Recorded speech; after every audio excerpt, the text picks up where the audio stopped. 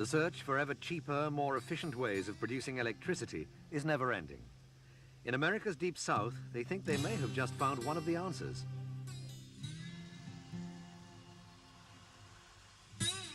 The electricity producers have won the help of a local farmer. In fact, it was in helping him to solve his problem they came up with a solution to their own at the Georgia Power Company.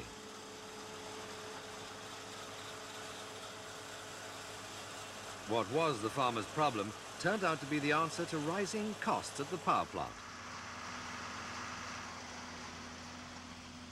This is what it's all about, Georgia's most famous crop, peanuts.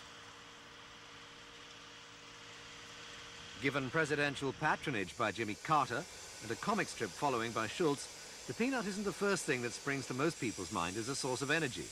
Yet it plays a crucial part in the state's economy, producing far more than peanuts. Quality and size are all controlled under federal laws, and there are frequent checks to monitor the incidence of disease. However, while the peanuts have been busy producing money for local farmers, their byproduct, the shells, have been a problem. Step in the power company. One of our customers that came to us with a problem, he was a peanut sheller, and he had a large amount of surplus hulls that he could not get rid of. And so he approached us, and we talked with him, and we devised a plan to utilize his excess peanut hulls in our power plant. Until now, the power plant has had to rely exclusively on expensive, out-of-state coal to generate electricity. Now, the company expects to make savings of some $30,000 each year on its fuel costs. The shells had presented a disposal problem to the farmer. Most were used for cattle feed, cat litter and mulch, but about a third were left. His attempts to burn them brought warnings that he was violating air quality laws. Now the power plant take the excess husks off his hands. The shells are mixed with coal in equal parts by volume, in all some 60 tons each day. The percentage of shells is limited because the shells often sift to the top of the coal pile. That can cause a loss of efficiency as a concentration of husks passes through the boiler.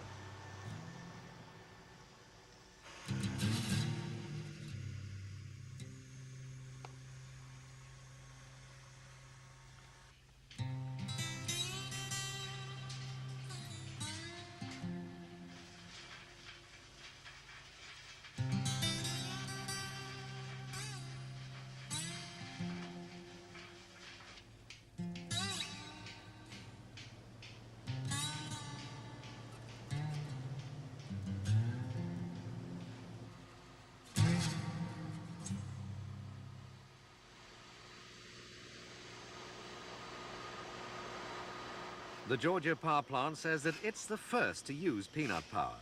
Some have used the shells and other agricultural byproducts in older types of furnaces. However, that process is said to be inefficient and only used to generate steam, not electricity.